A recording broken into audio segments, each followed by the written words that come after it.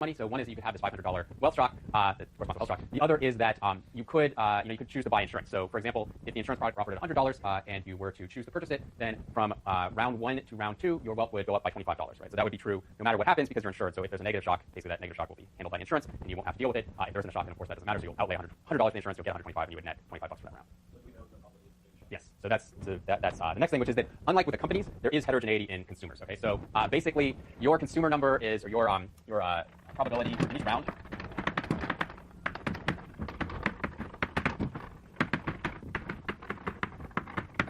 So in each round, your probability of getting this negative shock is going to be equal to 5% times your consumer number. So right now, consumer 7 is thinking like, wow, we really got screwed in this thing because they have a 35% chance of getting a negative shock in each round.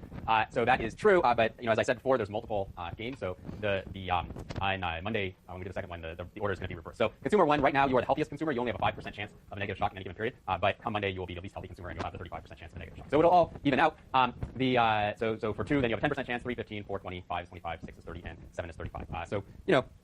Presumably on the margin, consumer 7 is going to be somewhat more willing to buy insurance than consumer 1. And remember, again, the product is being offered at the same price. So this is basically what you want to think about is like, this is a market in which the insurers have imperfect information about the consumer. So the insurers are not able to sort of discriminate and say, we're willing to offer this product, but only if you're like consumer 1 through 3, so you're a relatively healthy consumer, and so we don't think we're taking on that much risk. But if you're like consumer 4 through 7, then we don't want to deal with you because you're too risky. That's not possible here because we're assuming there's asymmetric information. And so the consumers know their type, but the insurers basically don't know their type. I mean, obviously you know the type in the classroom, but you're not able to act on that information because you put in your bid before the consumer makes their choice.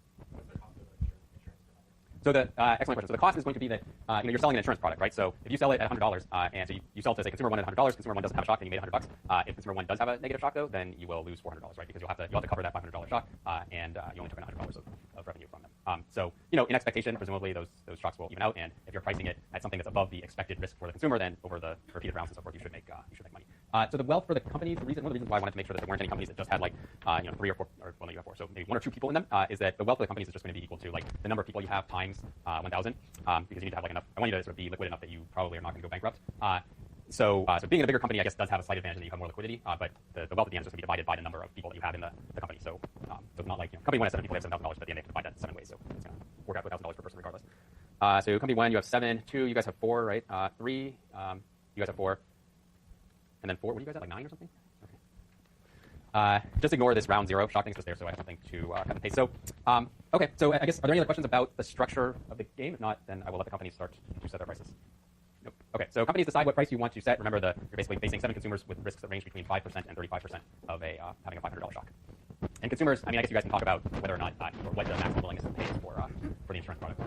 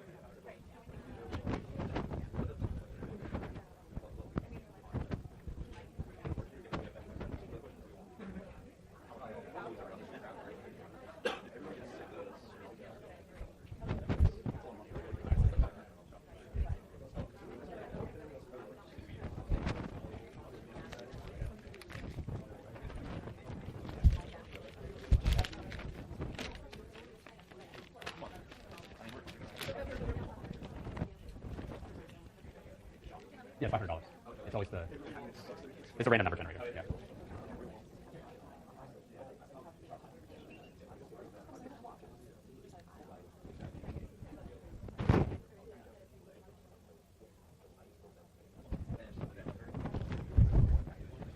Okay, the company should decide in the next minute what price you want to set.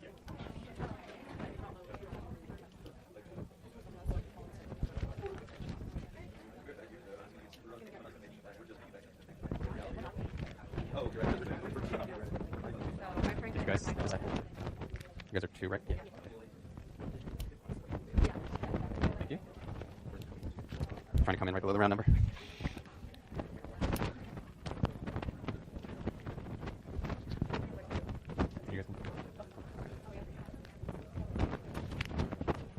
Okay, guys, it's going to be. Okay, really much. Well, second we're going to go living. Oh, right. Oh, right. Oh, okay. But I think we'll have at least one commercial shop around. Okay. What are you going to do? What's your... Okay. LOL. Okay, so consumers, you guys get to decide whether or not you want to buy. So I guess, I think I'll make all the bids public. So the winner in the sense of gets to offer the insurance is Group 1, which is offering at $90, which is a low price. Okay, so consumer 1, do you want to buy at $90? Okay, so you don't want to. Okay, and then, sorry, let me, yes, I think this is 0 right there. Okay, consumer 2, which is consumer 2, you guys, right? You're not going to buy at $90. No, you're like risk loving. Consumer 3, because it's less than the expected value for you, right? Oh, no, it's because the expected value is $50 for you guys, right? Okay. Consumer 3? Nope. Okay. Consumer 4? Of course no. For you, though, it actually is less than the expected value, right? Because yours is, I think yours is $100. Consumer 5? No. Consumer 6? You're going to buy it? Okay. And then consumer 7? You guys are buying? Oh, look at that. Okay, so then the shock is going to come in, and, okay. So, oh, I see. I have to do the sales for some reason. Or... so it's like 2 there. Why is that?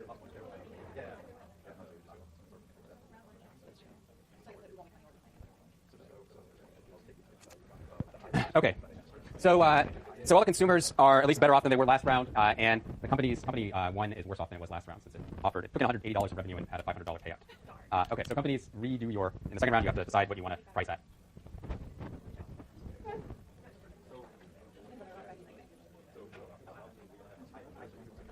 Excuse me? Oh, yeah, sorry. Consumers, for all 10 rounds of this game, you always have the same risk. But there will be a different one we don't have. We have different risk.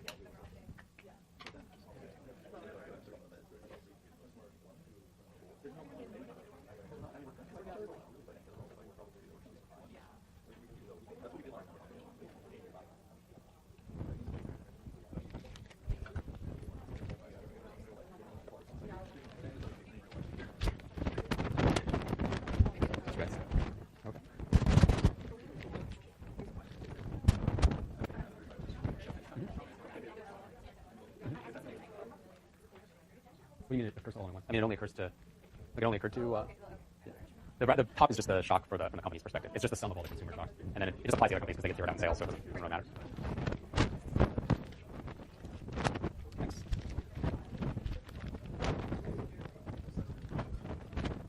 Okay, guys, what are you doing this time? No. Well, you can by just setting a really high price. Okay, we're going to do one thing. Wait. Is that? Yeah. Okay. What are you guys going to do? Okay, so the provider this time is going to be company 2. So the bids came in at 174, 100, 200, and 250. So then consumer 1, do you want to buy? I assume not. Consumer 2, do you want to buy? Consumer 3, do you want to buy at $100? Nope. Consumer 4, do you want to buy? Nope. Okay. Consumer 5, do you want to buy? Nope. Consumer 6, do you want to buy? You'll take it? Okay. And consumer 7, yeah. Okay, and then we've got the shock.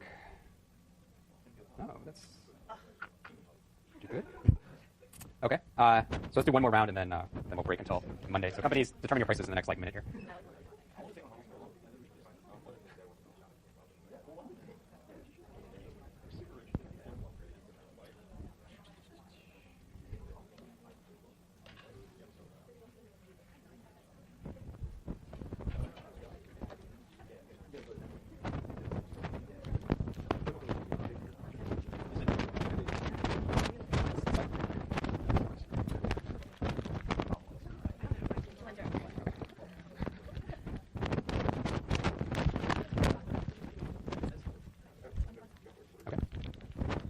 What do you guys want to do?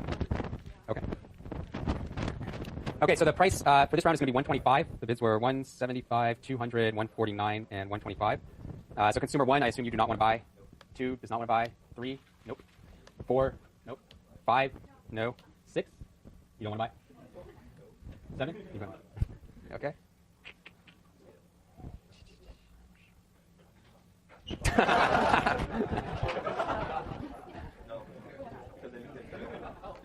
Okay. Okay. So consumer 6 obviously got hit on that round. Consumer 7 did not, but they're still ahead of 1,000. And then the company made money because you just sold one policy that you didn't have to fulfill. Okay. So we'll finish this up on Monday.